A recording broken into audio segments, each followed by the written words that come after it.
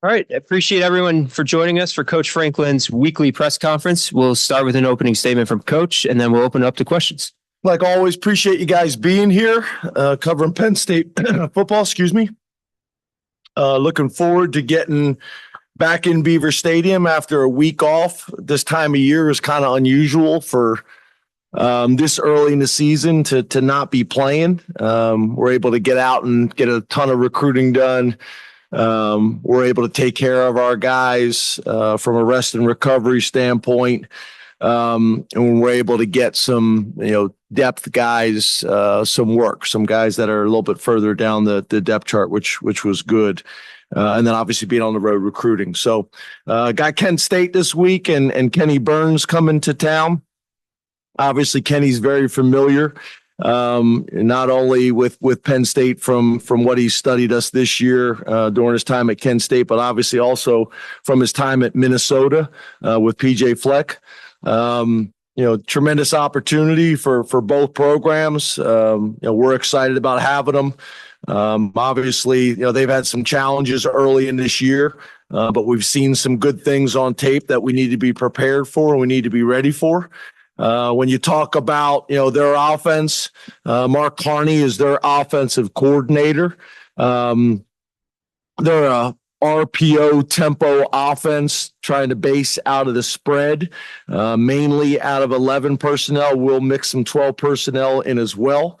Guys that we've been impressed with is their running back, number 3, Kai Thomas, who's a Kansas transfer, and their wide receiver, number 0, Luke Floria. And then also their wide receiver, number 2, Krishan McCray, guys that they are trying to get the ball to in a number of different ways, and we're going to need to be prepared for that. And then defensively, Cody Morgan. He's a North Dakota State guy. A lot of his career was there, been at Kent State the last 2 years. But everybody has so much respect for the North Dakota State guys, have done a really, really good job. They're a 4-down front, which we're used to from our defense. Variations of middle of field open and cover 4 and cover 6. We'll also close the middle of field up with some cover 3 and cover 1. Again, things that we're familiar with. Pressure overall about 33%. It spikes up a little bit on third down to 37%. And then guys that we've been impressed with, their defensive end, number 6, Stephen Daly. Their linebacker, number 8, Khalid Johns. And then their linebacker, number 4, Rocco Nickel. Rocco is from Philadelphia, PA. He's from St. Joe's Prep. And then their defensive end, number 11, Cameron Olds. Cameron Olds is a big kid, 6'4", 245 pounds from Richmond, Virginia. We've been impressed with those guys. And then on special teams, CJ Robbins is their special teams coordinator. Again, been with them for the last couple of years, another South Dakota guy. From a special teams perspective, this is probably their strength. If you look at them statistically, their pump block return unit is ranked 7th in the country. Their kickoff return team is ranked 6th in the MAC. They're doing a nice job there, and really a lot of it deals with the receiver that I was talking about. Us having respect for punt return, kick returner, number 0, again, Luke Floria. So we're excited about that challenge. They have our attention. There's no doubt about it. And kind of looking forward to getting into practice on Tuesday. We did have in a lot of ways, our Sunday practice is a bye-week Sunday practice because although we're into game week, the Sunday is not a traditional Sunday for us because we don't have corrections to make. We don't have the film to watch. So we're actually on the field longer than we normally are on a Sunday following a bye week, and we're able to get some good work done. So open up the questions. Let's go to Rich Garcella and then Frank Bodani. You're on deck. Good afternoon, James. How are you today? Good, Rich. How are you? I'm good, thanks. James, you mentioned a couple things about what you wanted to do last week, but what were some of your top priorities last week for the bye week? And where did decreasing penalties rank among those priorities? Yeah, for me, we just literally talked about it again in the staff meeting this morning. That's a major priority for me because we're just making things more difficult than they need to be. We're either stopping drives after we convert first downs or making more challenging third down situations hard to get into a rhythm on offense, and then defensively, letting guys off the hook, in terms of penalties that extend drives or make more manageable third down situations for their offense against our defense. So just some things that we got to get cleaned up. We're giving yards away and making things more challenging. So that is a major priority for us. I think we've talked about this in the past. If you look statistically at where penalties rank in terms of winning and losing, it's nowhere near what the turnover ratio is and what explosive plays are. But it makes for a sloppy game. It makes for a game that as a head coach, you're not proud to watch. And it also just makes it difficult to get into a rhythm. I think it also has impacted time of possession, which has been a problem in our first two games, specifically in the first half. So we need to get those things cleaned up, but that's probably the biggest thing. And then offensively is third down, and really the same thing for our defense, getting off the field on defense, and then being able to sustain drives on offense. I want to create more touches on offense for more players and more guys. And, it's difficult to do that when you're not extending drives. So the explosiveness has been great on offense, but we need to be more efficient, and specifically on third down too. Let's go to Frank Bodani and then Mark Wogenrich. You're on deck. Hey, good afternoon, James. Hope you're well. You too, Frank. Thanks. I wanted to ask about KJ Winston. I know just as regards injury-wise, is it a longer-term significant injury with him, or, what can you reveal about his status in regards to that? And then just going with the safeties then. So whenever he can play again, right now, your safety room, you have your top two guys beyond them, beyond Jalen Reed and Zaki. How is that? Who would be the next guy up safety wise? How is that position looking right now behind them two? Yeah. So a couple things. I think that the first point is I don't really have any new information to share with you guys at this stage. I probably will. I would think probably post practice, when I see you guys later in the week. And then obviously, Day Lane is the next guy that we've been trying to get reps for. Obviously, when you're talking about Jay Reed and Zaki, those two guys played a ton of football for us, and will need to continue. Day's another guy that we've been trying to get more reps and more experience. That'll be important, but we're going to have to develop a few more guys, especially, hopefully we'll see timing wise how this whole thing will play out, but definitely for short term, we're going to have to develop some more guys. So Day is going to be really important this week. And obviously moving forward as well. He's a guy that we've been trying to get more involved. We had planned on playing him more last week. Didn't play out that way. But he's probably the guy that I would say our focus is on the most right now. Let's go to Mark Wogenrich and then Mike Gross. You're on deck. Hi, James. How are you? Good. How are you?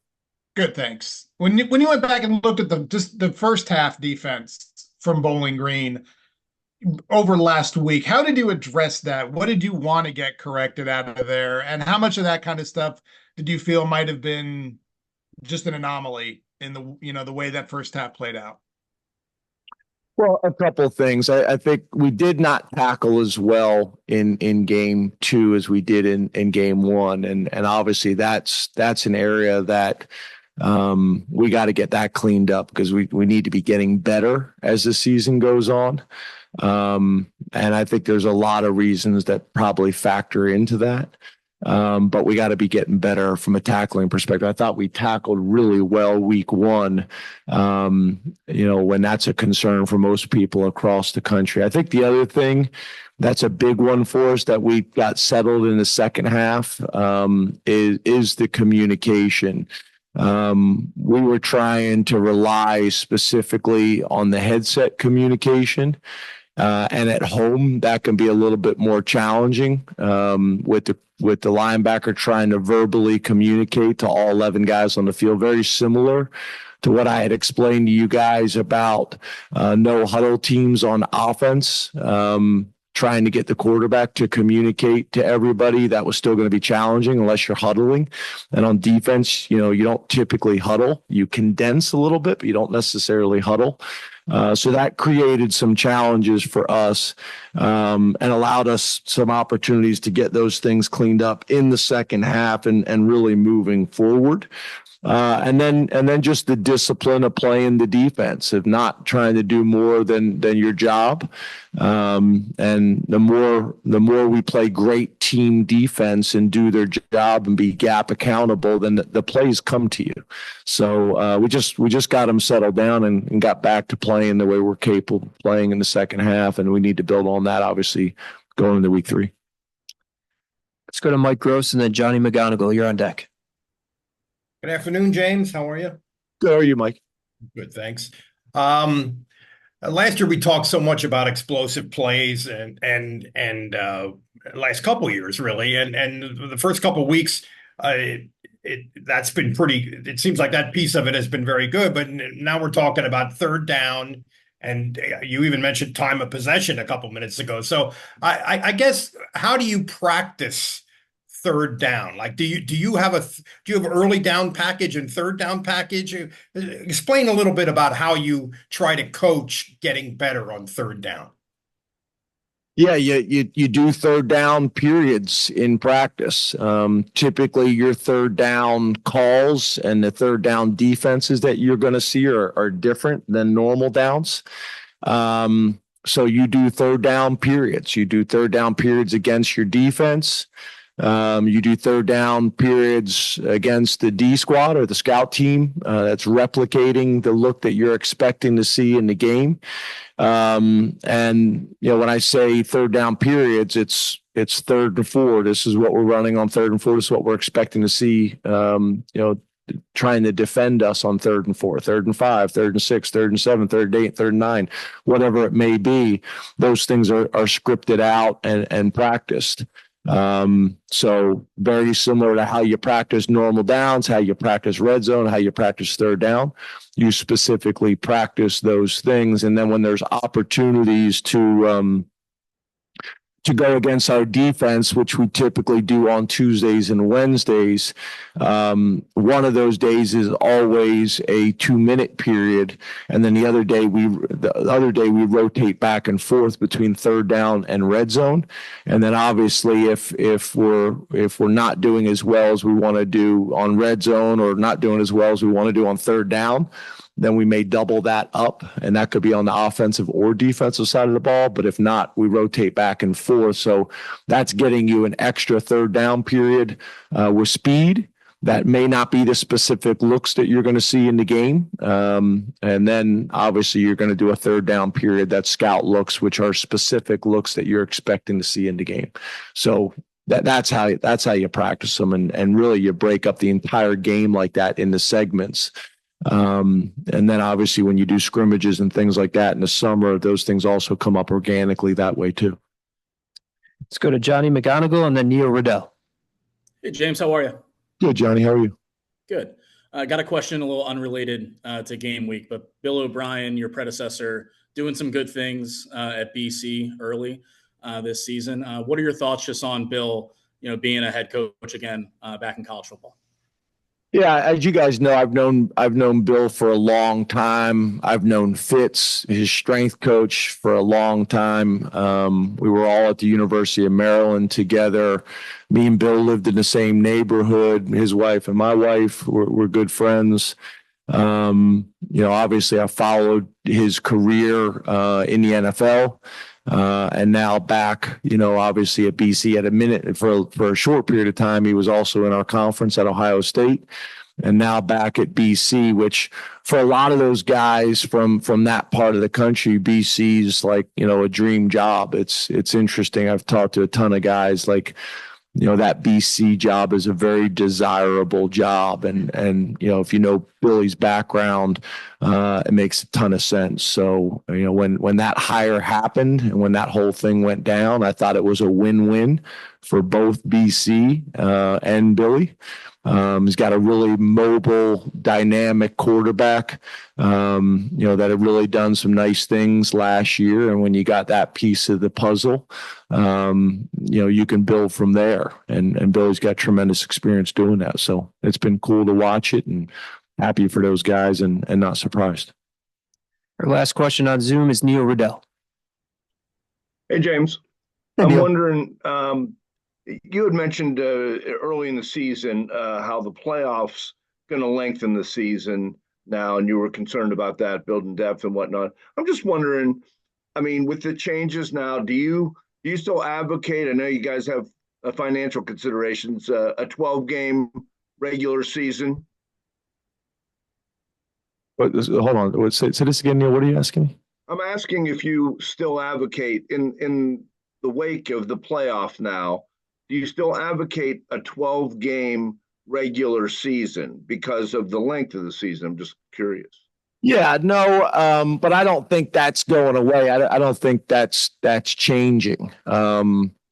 It's interesting because whenever anybody wants to get anything done in college football, we say we're doing it for health and wellness, to get things passed, rule changes and things like that. But it's hard to say that when we're talking about a regular season as you described it, plus 5 more games, possible 17-game season, depending on how it plays out, for the teams that make the national championship. So, I don't think that's probably the right thing to do, but that's not changing for all the reasons that you could imagine. And it's just like conferences that play 9 games or 8 games. I don't think that was advantageous either, for the Big Ten.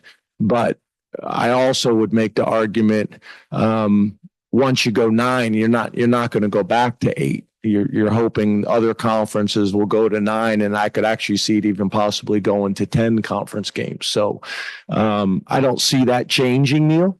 But I understand why you're asking it, and I think it's a fair question, especially if you're basing everything off of student athlete health and welfare, for a ton of different reasons.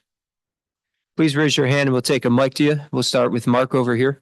James, how are you today? How are you? I'm doing great. Would you consider Luke a green light at this point? And can you address the progress he's made since arriving on campus mid-year at 215 or 220 pounds? Yeah, so Luke is been transitioned to a green light at this stage. Again, these green, reds, and yellows can change as things go. I think we always look at things changing in terms of moving up from red to yellow to green, but they also can go in the other direction. But Luke's doing really well. He's one of these guys. He showed up on campus.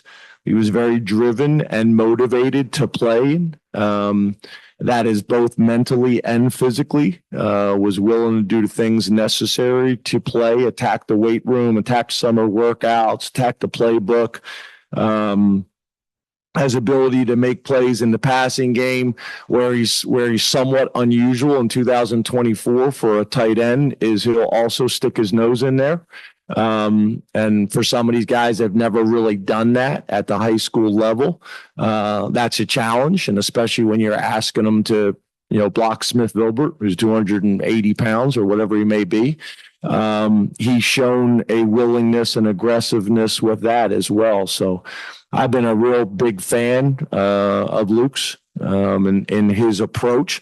We got a ton of guys that I think could play as true freshmen. But the guys that have played, I think, are showing that they're willing to make the type of sacrifices and commitments to actually do it. And some guys are either not physically ready to play or emotionally ready to play or mentally ready to play. And he's a guy that's shown through hard work and development that he is ready to play kind of in all three. In the middle, John. Hey, James, how are you? Good, John. How are you? Doing good. Andy Kotelnicki has talked in the past about how he will kind of take plays from anywhere to add to his offense. I'm curious, how much do you guys add to the offense in the season? Is like obviously coming off a bye week. Is there any chance that you see something, from another program that you want to add, and do you add it during the year?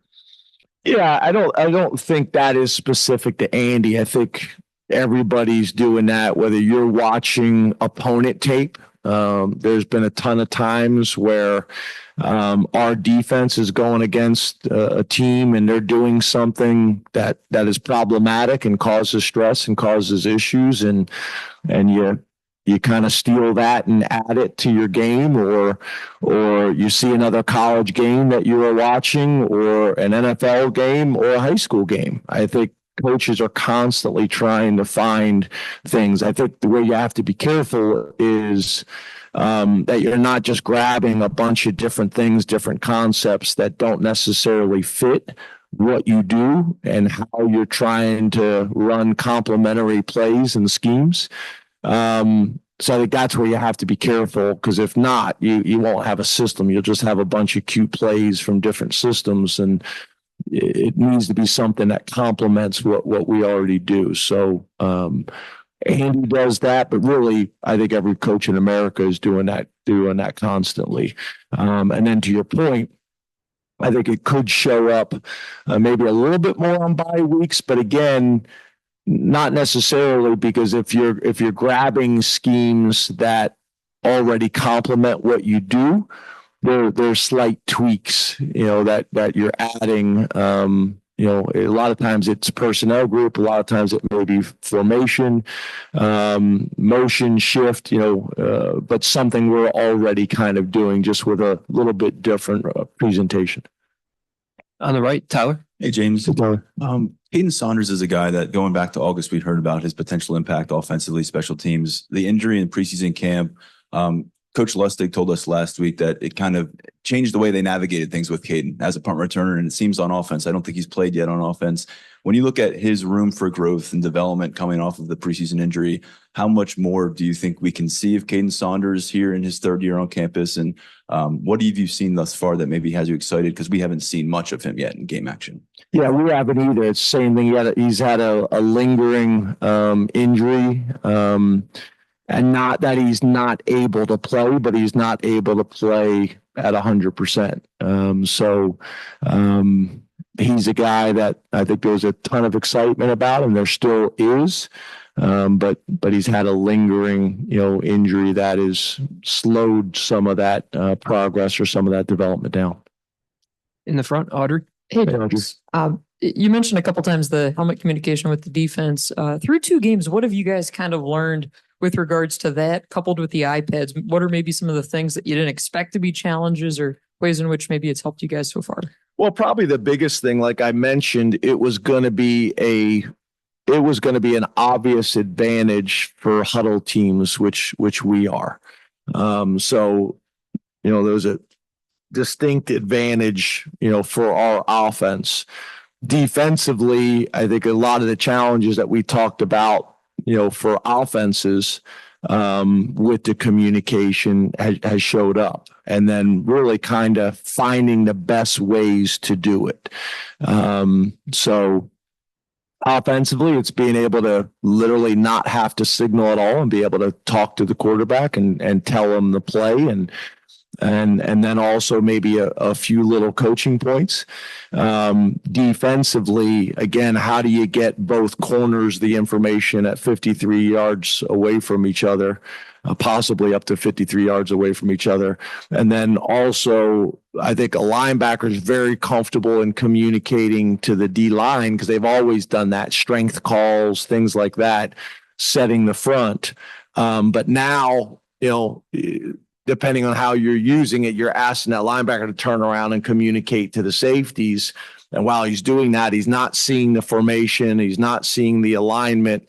So it's created some challenges that we've had to work through in the first couple of weeks, specifically on the defensive side of the ball. And probably a lot of the things that we discussed that were going to be issues for offenses that try to operate from a no huddle.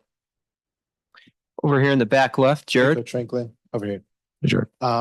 Obviously, a talking point about the offense this season has. Oh, one more thing. I didn't mention the iPads. I think the iPads have been good, but I think the headset as well as the iPads, you got to have kind of structure to it, because if not, I think they can become a distraction. And I also think you can give the players too much information where you're spending the whole time in between series on the iPads and they're not involved in the game. So I think making sure that there's parameters there and how we're going to use it and how we're not going to use it, I think is important too. Sorry. No problem. Yeah, obviously, balance has been a talking point about the offense this season.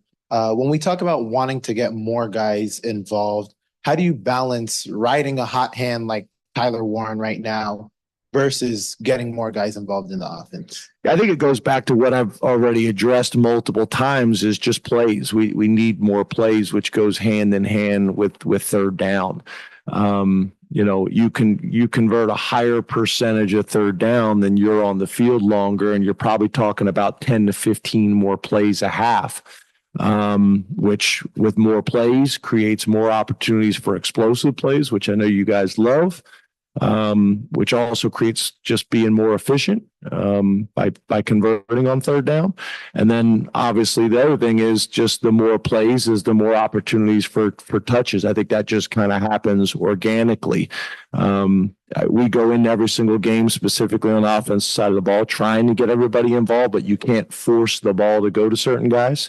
Depending on the defense that you're getting or the pressure you're getting or the look that's presented is going to dictate and determine where the ball goes for that specific play. So the more plays is really to me the solution.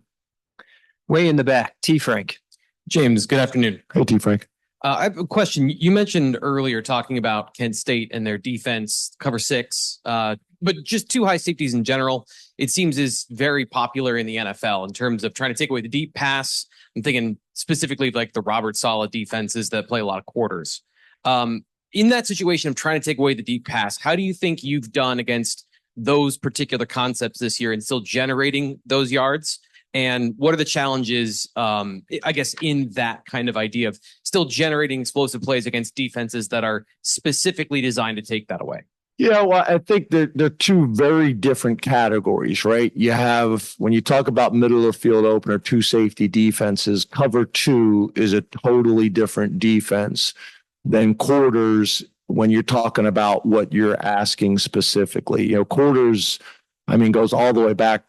People have been running it for a long time now, but it's a way to present a two safety defense, and in a lot of ways play a 9-man box in terms of run support, because you're getting both of those safeties involved in the run game, which can create challenges for the offense, right?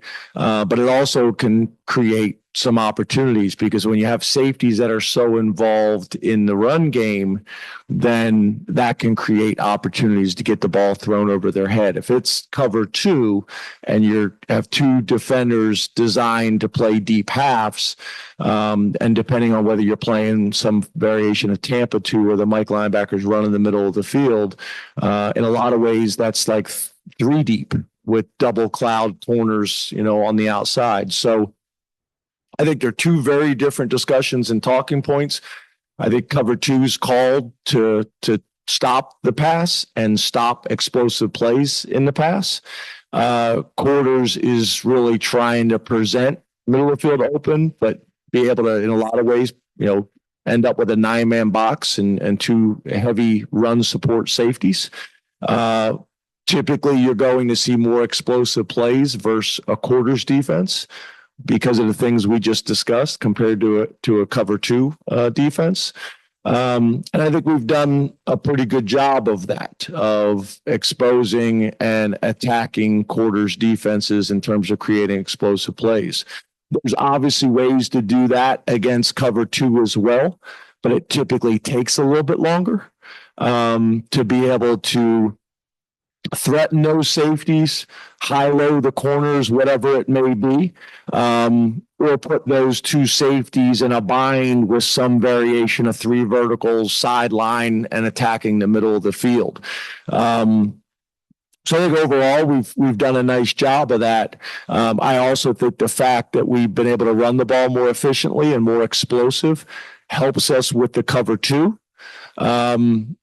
Last year, that could be challenging where people could line up in cover two, stop the explosive plays, and be able to do some things where they are pinching or gaming the front to take away your run game. And now the ball has to bounce on the perimeter, and now people are playing trap cover two, which is another variation, kind of like quarters, where instead of using the safeties for run support, you're using the corners and using some type of defensive front or game or pinch to try to get the ball to bounce to the trap corners, or depending on how you want to term, trap cover two or run support number two, cover two, however you want to describe it, whatever your terminology may be. In the front, Mike. Hi, James. Hey, Mike. Kent State, they're 1-14 in their last 15 games. I don't know if you noticed, but they lost 71-0. And I know Paul was happy with the St. Francis win they had over Kent State. Knowing all that, what's your message to your players and the fans as far as seeing this as a credible opponent? And is someone like Northern Illinois, is Kent State talent-wise, could they be a comp for Northern Illinois and what they did? So when you point to the underdog message, thanks. So when you say Paul, who's Paul?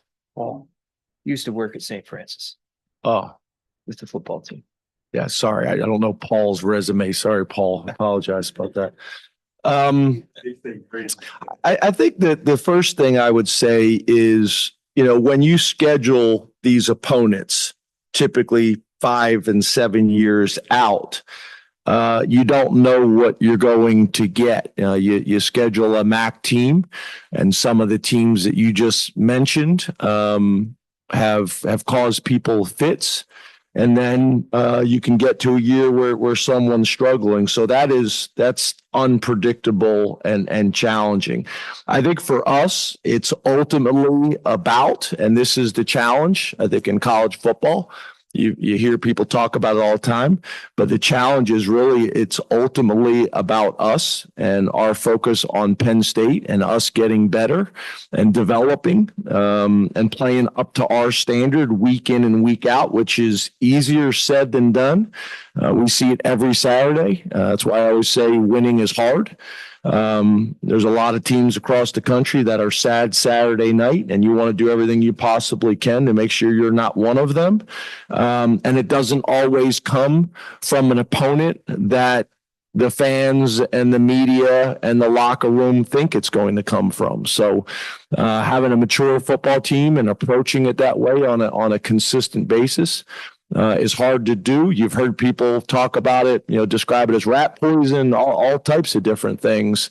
Ultimately, we're trying to get our staff and our players to approach every week with the same mentality, with the same preparation, with the same approach. And when you do that, you give yourself the best chance to be consistent, and you give yourself the best chance to get better. And that's really what our focus is. We got time for 2 more in the back. Allie? Hey, Allie. 16 of the top 25 teams in the AP poll right now. I know it's early, but they're SEC and Big Ten teams. What can you say about conference realignment, how this has been going, the parity maybe in the SEC and the Big Ten right now, given that the majority of the conference is ranked in that top 25? Yeah, I would say that everybody probably anticipated that, right? With the growth of the SEC and the growth of the Big Ten, and not just the growth in numbers, but the type of programs that were joining both conferences. I think everybody in the country was talking and expecting that the Big Ten and SEC would be in a position to be dominant. The challenge that you're going to have with that, which I think is what the commissioners were working on, is you're also going to get to the point where all of the games are going to be SEC versus SEC and Big Ten versus Big Ten. And where does that leave you? Because you're playing really good teams, week in and week out. And I think that's where a lot of the discussions, which I think upset a lot of people about the number of Big Ten and SEC teams getting into the playoffs. And I think that was the reason why our scheduling looks very different than most other conferences. For what you just mentioned, the number of ranked teams in this two conference, and we're going to get to the point where we're just going to be playing each other. So probably what I expected, and probably what everybody expected. I would also say that's kind of where we're at now. But I would also say if you look at preseason rankings and how many of those teams maybe have some losses earlier in the year than they expected, that kind of goes back to Mike's point. You better approach each team with the right mentality and not look ahead, and focus ultimately on yourself and getting better. But I would say to your question, I think at this point of the season, it's probably about what most people anticipated. We just want to make sure that later in the season, you could make an argument for some SEC and some Big Ten teams with multiple losses, maybe getting in the playoffs over some conferences with maybe single losses, just based on the strength of both conferences. Last question in the back, Andrew. Hey, Coach. Andrew. After each of the first two games, you pointed out how the other team game planned to get the ball out quickly and kind of game plan against the pass rush. I was curious if, I don't obviously know how you expected to be defended or be played against, but does that help steer how you now game plan moving forward, knowing that now 2-for-2 teams have specifically played against your pass rush? Does that kind of steer your game planning? Yeah, but I think that's kind of always been the case. I mean, we've been as successful in sacking the quarterback and tackles for loss as, arguably any program in the country over the last 10 years. We're part of that argument. So I think that's always kind of the plan. Like what you want to try to do, right, is you want to say, okay, what is the strength of the defense we're playing this week? And how do we nullify that strength as much as possible? Quick game, screens, move the pocket, run the ball, keep the game close. Because the other thing that you can do to really throw a curveball to that game plan is get up by enough points early in the game that they need to get away from that game plan. So, creating 3 and outs and turnovers and scoring on early drives on offense and get them down by, 17, 21 points where they feel like they're going to have to throw the ball more to get back in the game. Then that obviously leads to opportunities as well. And then obviously playing at home. Playing at home obviously is a positive for us at Penn State, like it is for a lot of programs across the country, but it's magnified for us. So now if you can, whatever their game plan is, if you can play with a lead and do it at home, where now they have to get away from what their original game plan is and throw the ball more than they like, then those things all kind of combined lead to production, in that stat of sacks and tackles for loss and things like that. So combination of those things. I also think it deals with a little bit of the opponents as well. If you look at West Virginia, I think they were one of the best teams in the country last year. and not giving up sacks in terms of stylistically how they play. So all those things factor in. But at the end of the day, we would like more production in that area, and I think it's going to come. Thank you very much, Coach. Thanks, guys.